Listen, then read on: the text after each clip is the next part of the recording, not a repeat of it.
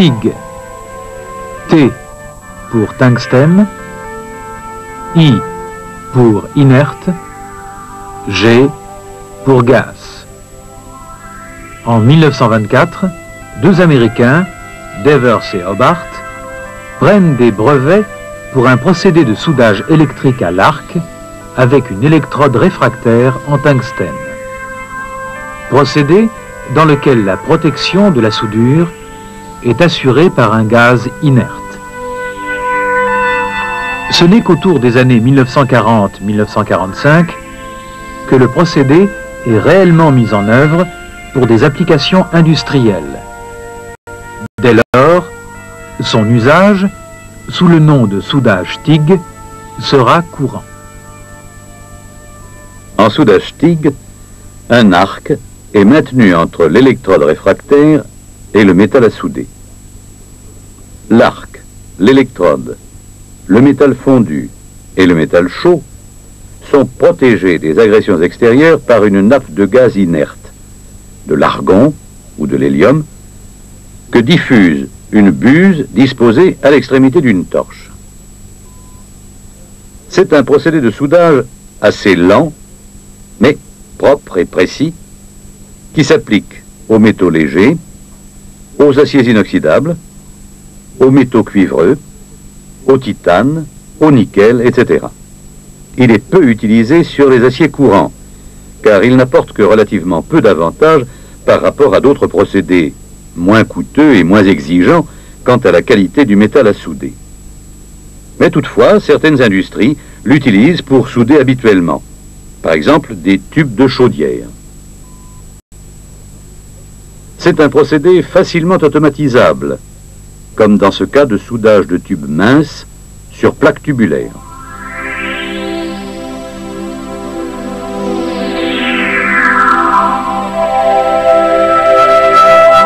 Tous les domaines artisanaux ou industriels font appel à lui. Voici le soudage d'un élément de réservoir de fusée. Voilà le soudage d'un élément de réacteur d'avion.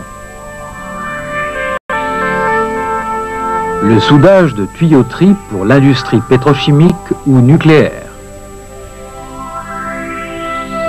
Ou bien encore, le rechargement d'une bride en alliage léger. Le soudage TIG n'est généralement pas utilisé pour des épaisseurs supérieures à 8 mm. Toutefois, la régularité des formes obtenues par ce procédé fait qu'il est souvent mis en œuvre pour l'exécution des premières passes de pénétration, le remplissage étant ensuite effectué à l'aide d'un autre procédé.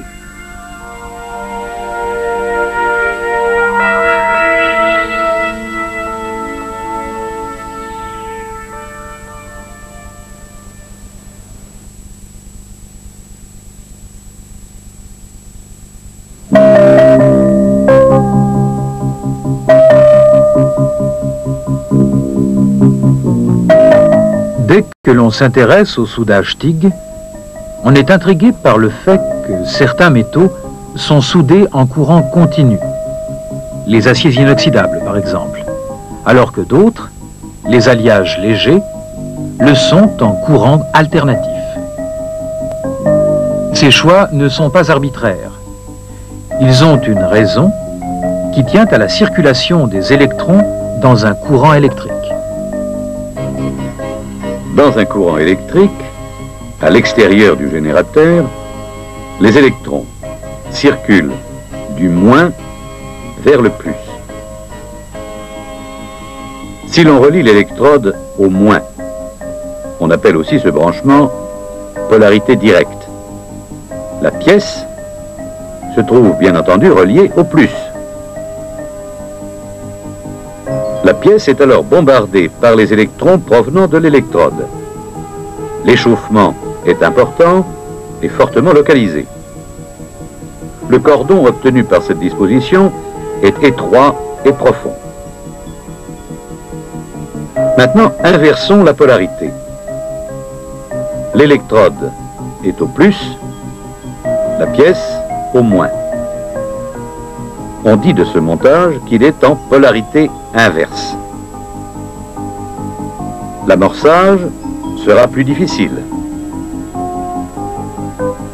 Et selon le raisonnement précédent, c'est l'électrode qui subit le bombardement électronique. C'est donc l'électrode qui s'échauffe le plus et non la pièce. L'électrode va très vite se détériorer et le soudage deviendra impossible. Le cordon obtenu est plus large et moins profond que dans la disposition précédente. Soudons des plaques d'acier inoxydable. C'est bien en polarité directe, c'est-à-dire avec l'électrode reliée au moins, que l'on obtient des conditions de soudage satisfaisantes. Reprenons ces mêmes expériences pour souder de l'aluminium ou des alliages d'aluminium. Ces métaux, comme tous les autres métaux, sont naturellement recouverts d'une couche d'oxyde. Pour l'aluminium, de l'alumine. Mais l'alumine est réfractaire, c'est-à-dire qu'elle fond difficilement, très difficilement, à plus de 2000 degrés. Ainsi, un morceau d'aluminium qui fond à 658 degrés se trouve liquide et maintenu comme dans un sac par cette espèce de peau que constitue l'alumine. La liaison de deux éléments en aluminium est donc gênée, disons plutôt impossible, si l'on ne retire pas l'alumine superficielle qui recouvre le métal liquide. Revenons à notre soudage TIG sur aluminium. La polarité est directe, moins à l'électrode. La pièce s'échauffe et le métal fond sans que la liaison puisse se faire, car la couche d'alumine n'est pas fondue, ni même crevée, par les électrons qui frappent la pièce. Le bain est sale, la liaison est impossible. Par contre, si la polarité est inversée, plus à l'électrode, les électrons vont sortir de la pièce et aller vers l'électrode, vont crever la couche d'alumine et l'aider ainsi à se désagréger. Le bain est propre, le soudage devient alors possible. Mais comme nous l'avons dit tout à l'heure, l'électrode s'échauffe. Et cette solution, d'abord séduisante, apparaît bientôt comme délicate à pratiquer. Alors que faire? Eh bien, tout simplement utiliser un courant qui change de sens pour qu'on puisse tout à la fois écrever la couche d'alumine et laisser un peu refroidir l'électrode. Le courant alternatif fera l'affaire, car dans un circuit alimenté par du courant alternatif, 100 fois par seconde, le courant change de sens. 50 fois, l'électrode est négative et la pièce positive. 50 fois, l'électrode est positive et la pièce négative. Autrement dit, toutes les secondes, 50 fois, l'électrode est froide, mais le métal fondu est recouvert d'alumine. 50 fois, l'électrode est chaude, mais le métal fondu est décapé. La solution est ainsi trouvée, mais quand même au détriment d'un certain échauffement, qui oblige à augmenter le diamètre de l'électrode et le refroidissement des torches. De plus, l'amorçage est plus difficile et le maintien de l'arc plus délicat. Résumons-nous. Les alliages légers sont soudés en courant alternatif. Les métaux ferreux ou cuivreux, le nickel, le titane et leurs alliages, sont soudés en courant continu, l'électrode étant reliée, mais au fait, à quel pôle?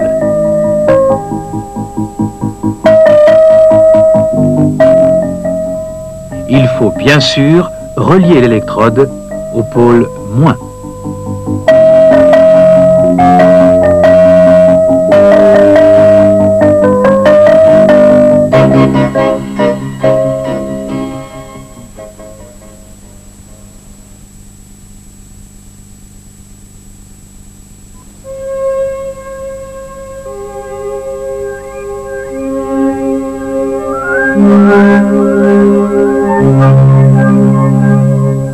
Les catalogues nous montrent de nombreux types de matériel. Mais dans toutes les installations, on retrouve 7 éléments. Une torche de soudage. Une gaine contenant câbles et tuyaux. Un coffret de commande.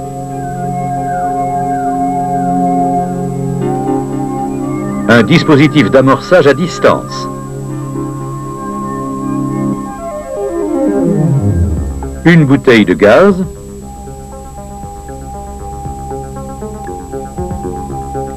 Un générateur de soudage. Un dispositif de refroidissement pour les travaux intensifs. La torche comporte un dispositif de maintien de l'électrode qui assure en même temps l'amener du courant de soudage. L'électrode est une petite baguette de 150 mm de long. Elle a un diamètre de 1 à 3 mm. Elle est en tungstène. On peut aussi utiliser des électrodes qui contiennent des petites quantités de thorium ou de zirconium pour augmenter l'émission des électrons. Afin de diffuser comme il convient le gaz de protection, l'extrémité de la torche est munie d'une buse qui enveloppe l'électrode. Cette buse en matière réfractaire, stéatite ou alumine fritée, est remplacée dans les cas de travaux fins par une buse en verre spécial qui permet de mieux voir le bain de fusion, souvent partiellement masqué par les buses opaques. Les buses métalliques sont utilisées en soudage automatique sur machine. Les formes et les dimensions sont variées. Les diamètres des buses sont choisis selon la méthode et l'intensité mise en œuvre, c'est-à-dire selon la position, le type de joint et l'épaisseur à souder. La surface à protéger n'est pas la même pour tous les métaux, l'inox ou le titane par exemple. Mais dans tous les cas, cette protection doit être conservée suffisamment longtemps pour être efficace sur le métal encore chaud. Aussi choisit-on les buses en conséquence.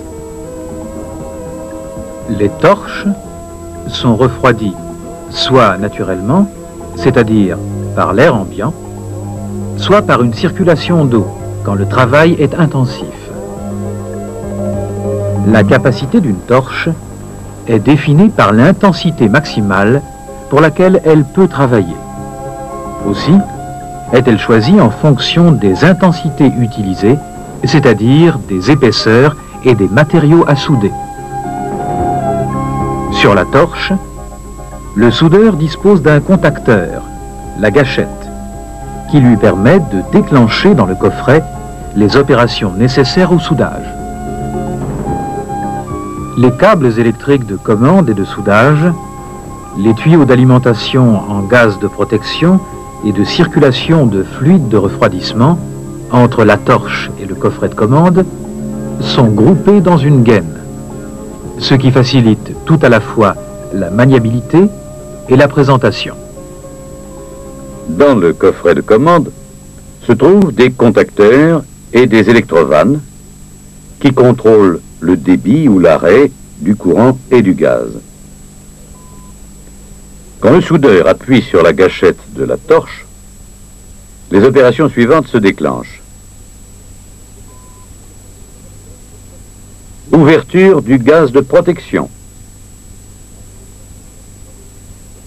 Mise sous tension de l'électrode. Et si l'installation en est munie, déclenchement du dispositif d'amorçage de l'arc sans avoir à toucher la pièce avec l'électrode. C'est ce que l'on appelle l'amorçage à distance. On commande la mise en route d'un courant à haute fréquence qui se trouve supprimé dès que l'arc est amorcé. Le temporisateur a pour rôle de ne pas interrompre immédiatement l'arrivée du gaz de protection à la fin du soudage, alors que toutes les autres opérations sont terminées.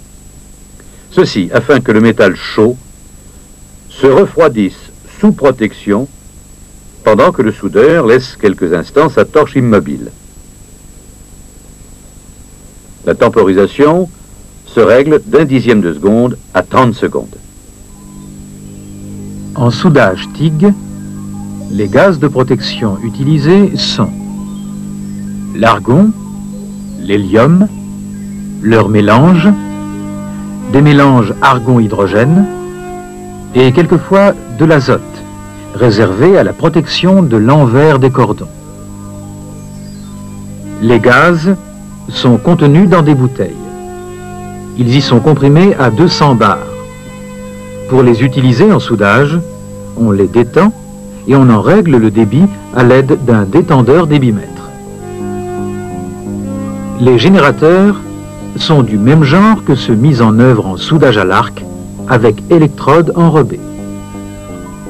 Ils doivent délivrer, selon les applications, comme on l'a déjà dit, soit du courant continu, soit du courant alternatif.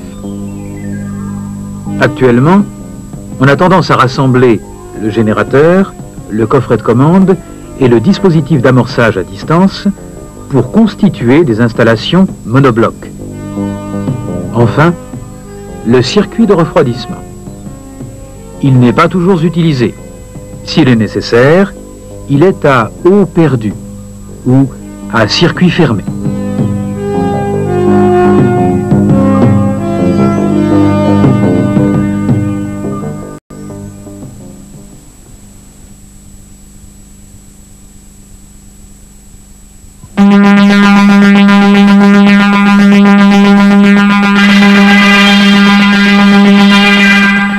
Dans une installation de soudage TIG pour métaux légers, c'est-à-dire une installation délivrant du courant alternatif, on trouve en plus des autres éléments déjà décrits, un coffret de stabilisation, une batterie de condensateur.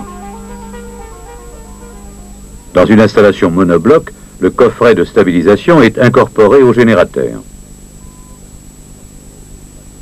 La batterie de condensateur est utilisée en complément du stabilisateur, principalement lorsqu'on soude des épaisseurs faibles.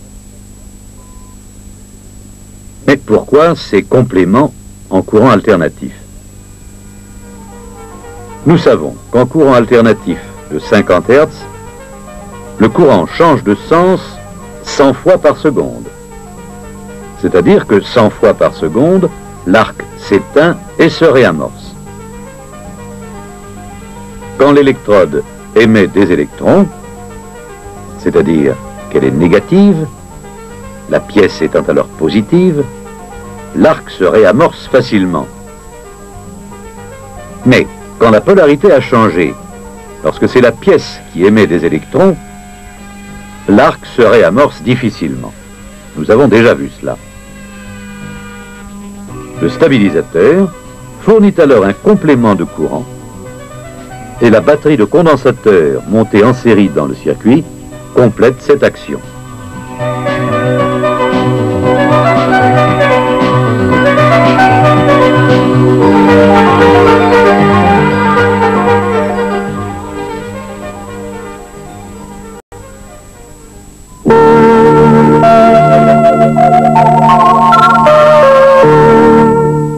En soudage TIG, plus que dans tout autre procédé, les pièces doivent être soigneusement préparées. C'est-à-dire qu'il faut veiller à la préparation des bords, et particulièrement à leur état de surface. Les bords à souder devront être décapés mécaniquement par brossage ou grattage, ou même chimiquement dans des bains. Ils sont ensuite dégraissés. Le dégraissage se fait avec des lessives alcalines. Si ce mode de nettoyage ne peut être utilisé, on peut alors mettre en œuvre des solvants spéciaux, utilisés selon la réglementation et selon des consignes particulières bien adaptées aux applications. Et s'il s'agit de solvants comme le trichloréthylène, il est impératif de les utiliser uniquement, nous disons bien uniquement, dans des installations spécialement conçues à cet effet et séparées du lieu de travail. Tout usage autre, sur un chiffon par exemple, doit être strictement interdit. Nous disons bien strictement interdit. En effet, non seulement les vapeurs de ces solvants sont nocives, mais en présence d'arcs électriques, même de cigarettes, ces vapeurs donnent naissance à des gaz fortement toxiques. Et quand on parle de préparation des surfaces, il faut non seulement penser à la pièce, mais aussi ne pas oublier le métal d'apport, qui doit être traité au même titre.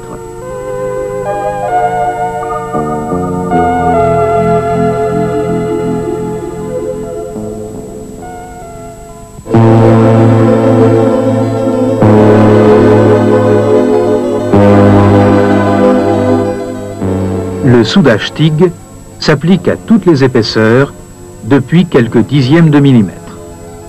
Toutefois, on soude rarement des épaisseurs supérieures à 8 mm, car le soudage TIG est un procédé lent et à partir de cette épaisseur, il est peu compétitif vis-à-vis d'autres procédés de soudage.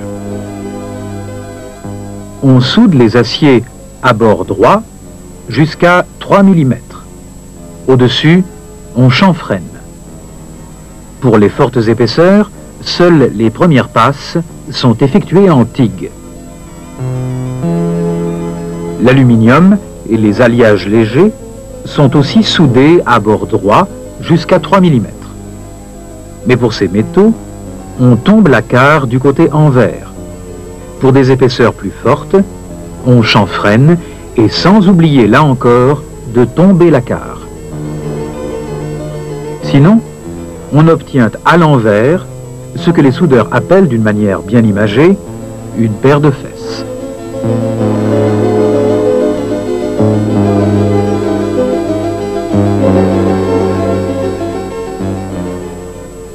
Il est bien utile de maintenir les pièces minces dans des montages qui permettent un bon accostage et réduisent les déformations, ainsi que la consommation de gaz, car ils évitent les pointages, toujours gros consommateurs du fait de la temporisation. Les montages comportent souvent des parties en cuivre, mais cette disposition peut être interdite pour certaines fabrications. Il convient d'y veiller. En première passe, il faut toujours travailler avec des dispositifs qui assurent la protection à l'envers, des renvois rainurés, sans ou avec apport complémentaire de gaz, ou de véritables supports avec des tresses en fibre de verre que l'on colle à l'envers avant soudage. Et si l'on travaille sur de petites capacités dont l'accès à l'envers des soudures est impossible, c'est en remplissant de gaz ces capacités que la protection sera assurée. Dans les renvois, il faut veiller à ce que le débit du gaz ne soit pas excessif, car la surpression créée repousserait le métal liquide et la pénétration prendrait une forme creuse. Dans le cas d'une capacité, la surpression empêche de terminer la soudure dans de bonnes conditions. Il faut toujours ménager une fuite qui évitera cet obstacle. Un bon débit est de l'ordre de 1 à 2 litres par minute.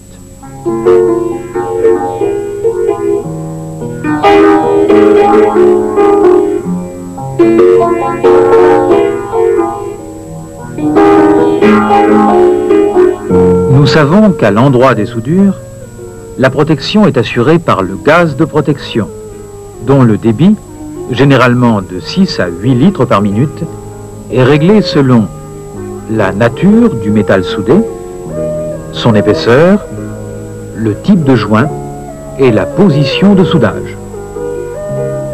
Par exemple, pour souder 2 plaques en angle extérieur, on utilisera une buse plus grande et un débit supérieur que pour souder les mêmes plaques en angle intérieur. On augmente aussi un peu le débit quand la vitesse augmente et quand on soude en position autre qu'à plat. Comme la buse est un accessoire gênant pour la surveillance du bain, on peut être obligé d'en diminuer le diamètre et de sortir l'électrode, ce qui entraîne une mauvaise protection si l'écoulement du gaz n'est pas amélioré par la présence d'un diffuseur placé à l'intérieur de la torche, juste avant la buse. Certaines buses, dites à traînard, sont utilisées pour des métaux particulièrement sensibles à l'air, le titane par exemple. Ces buses permettent de maintenir plus longtemps sous protection le métal en cours de refroidissement. Si cette précaution ne suffit pas, il faut alors souder dans des enceintes dites boîtes à gants complètement remplies de gaz.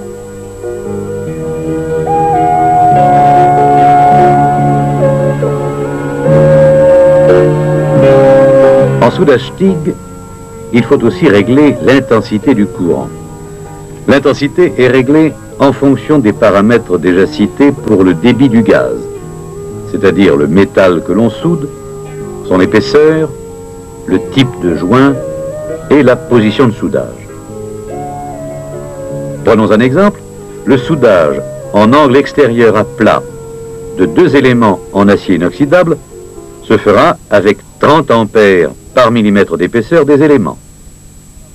Si ce même assemblage est en alliage léger, on comptera 40 ampères par millimètre d'épaisseur.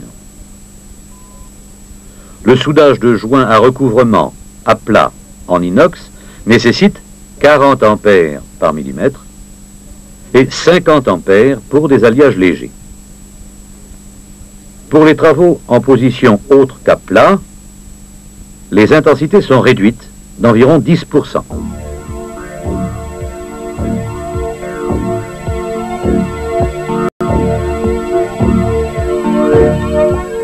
L'amorçage à distance de l'arc par un courant de haute fréquence évite toute pollution de l'électrode et du métal soudé par contact électrode-pièce. Aussi, dans le cas où ce dispositif n'existe pas sur le matériel utilisé, convient-il d'amorcer sur une petite plaquette placée à proximité du départ. Mais alors, attention aux amorçages parasites entre la plaquette et la pièce. D'ailleurs, cette pratique est quelquefois interdite dans certains ateliers. Avant d'amorcer, il est bon de purger le circuit de gaz. Pour cela, on appuie brièvement sur le contacteur de la torche, le temporisateur laissera sortir quelques instants le gaz, et l'on pourra ainsi débuter la soudure, le métal et l'électrode étant bien protégés. Enfin, certains appareils de soudage disposent d'un système particulier, un évanouisseur d'arc, ce qui évite à la fin du cordon les fissures dans le cratère. C'est un dispositif qui diminue progressivement l'intensité, ce qui permet ainsi d'obtenir progressivement l'extinction de l'arc. Si ce dispositif n'existe pas, pour terminer le cordon et éviter les fissures, on peut former une petite surépaisseur en revenant en arrière de quelques millimètres. On peut également, et c'est mieux ainsi, terminer sur un appendice, c'est-à-dire sur une petite plaquette qui prolonge le cordon et qui sera ensuite éliminée. À l'extinction de l'arc, il faut encore maintenir la torche quelques instants en place, le temps accordé par la temporisation pour que le gaz continue de s'écouler afin d'assurer la protection nécessaire. Il existe un moyen bien simple de vérifier si la temporisation est suffisante. Regardez l'électrode. Si elle reste brillante, la durée est suffisante. Si elle est mate, la durée est mal réglée, elle est trop courte. Pour effectuer une reprise, il faut commencer légèrement en arrière du cratère. Le fil d'apport doit être coupé de façon à chuter la partie qui a été chauffée et refroidie en dehors de la protection gazeuse.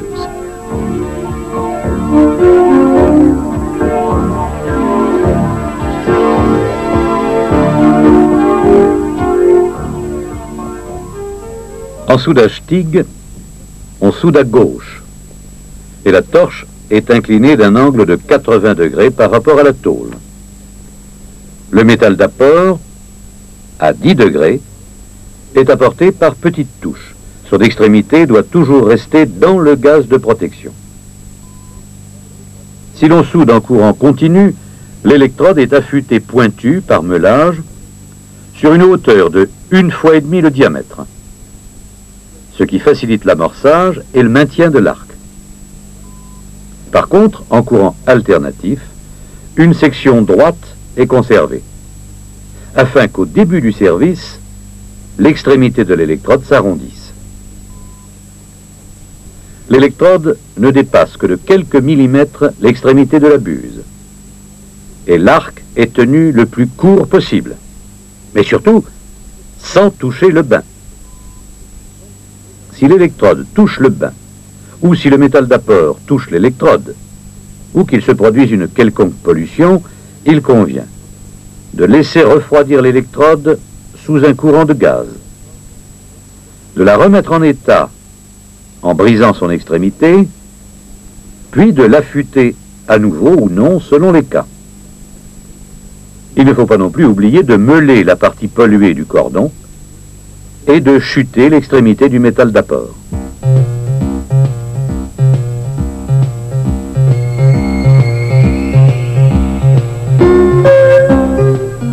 Enfin, quelques conseils complémentaires pour le soudeur lui-même. L'argon est un gaz plus lourd que l'air. Il convient donc de ne pas souder dans des capacités ou en contrebas sans un apport d'air frais, mais d'air, pas d'oxygène. Le soudage TIG est un procédé de soudage à l'arc. Il est donc nécessaire de protéger toutes les parties du corps contre le rayonnement de l'arc, de porter tablier et gants, souples et légers, et bien sûr, de se munir d'un casque équipé d'un verre filtrant judicieusement choisi en fonction de l'intensité adoptée.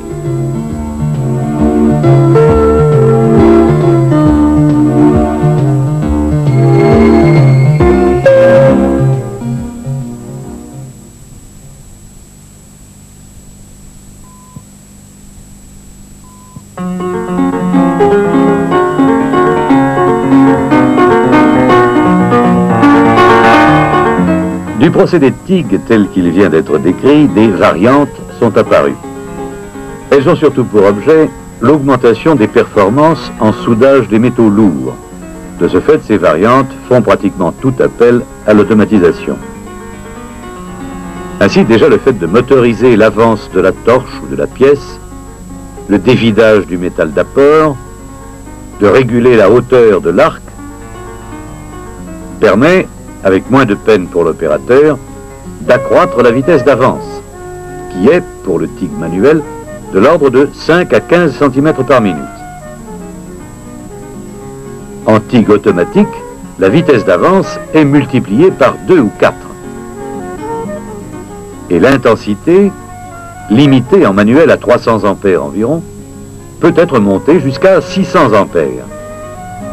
Ce qui permet de diminuer considérablement le temps d'exécution d'une soudure.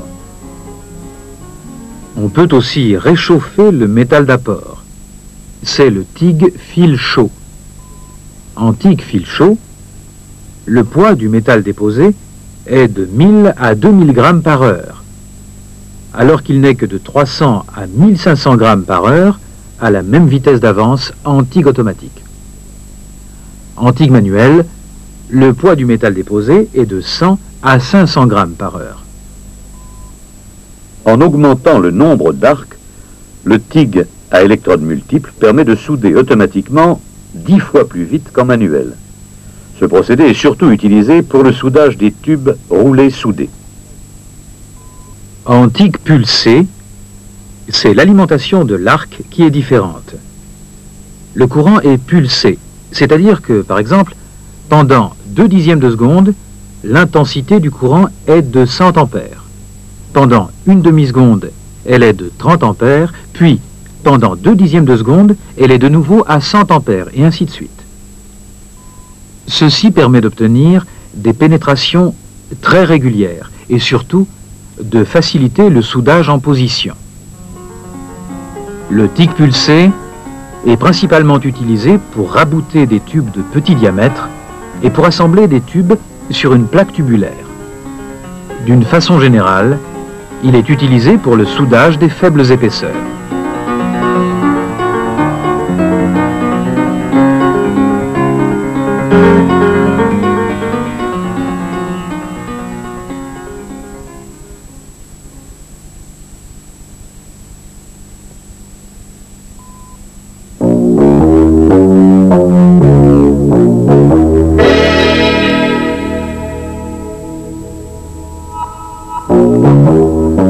En soudage TIG, comme dans tous les procédés de soudage manuel, beaucoup de défauts ont pour origine principale le soudeur lui-même, c'est-à-dire le manque de précision et de sûreté du geste ou l'erreur grossière de réglage des appareils. Ce sont les défauts opératoires. C'est ainsi que l'on peut classer le manque de liaison ou de pénétration, les caniveaux, l'effondrement, toutes sortes d'irrégularités. À ceci, en soudage manuel, mais aussi en soudage automatique, il convient d'ajouter des défauts qui sont dus à la préparation, c'est-à-dire l'état des surfaces et des bords ainsi que l'écartement de ceux-ci, à l'absence de préparation, au choix des paramètres, à la nature du métal soudé, qui peut quelquefois nécessiter des choix très pointus de réglage, afin d'éviter des défauts graves dont un soudeur, même très habile, ne viendrait pas à bout. Mais bien souvent, les défauts n'ont pas qu'une seule cause. C'est ainsi qu'à une mauvaise préparation des bords peut s'ajouter une intensité excessive et un manque de compétence du soudeur. Le tout conduit alors à des effondrements, comme sur cette image, ou à des caniveaux.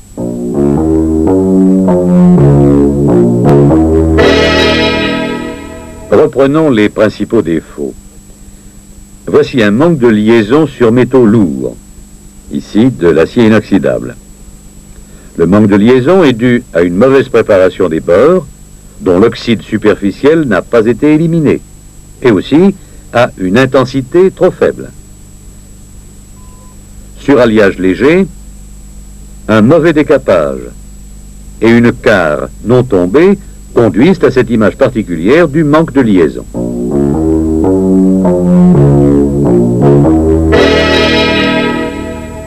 L'oxydation de la surface des cordons est bien souvent due à des courants d'air qui chassent le gaz de protection ou bien encore à un débit trop faible de gaz. Curieusement, un débit trop fort dans une buse de petit diamètre entraîne aussi une mauvaise protection. L'oxydation sur l'envers, appelée rochage, conduit, quand elle est excessive, à vérifier les renvois de gaz. Pour les alliages légers, que l'on ne protège que sur l'endroit, l'oxydation peut provenir d'un mauvais décapage préalable ou d'un manque de décapage dû à une panne de circuit de stabilisation ou à des condensateurs défectueux.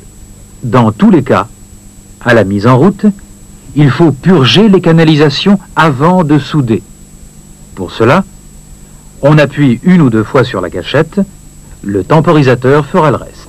Si l'électrode touche le bain, la surface du cordon s'oxyde.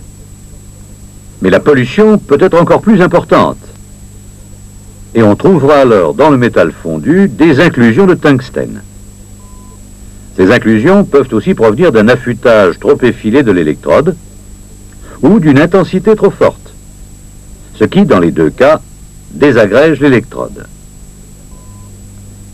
Sur une radiographie, les inclusions de tungstène apparaissent sous forme de petits points blancs. à l'inverse des soufflures qui, elles, sont noires. On fait des soufflures quand les pièces et le métal d'apport sont préalablement mal décapés, lorsque la protection gazeuse est inefficace, et quand les circuits de gaz sont abîmés et laissent entrer de l'air.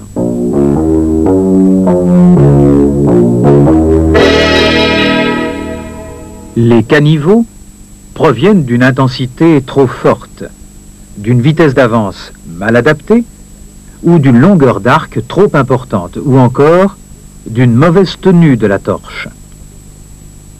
Les effondrements ont les mêmes raisons, ou bien encore, les pièces ont été pointées avec trop d'écartement.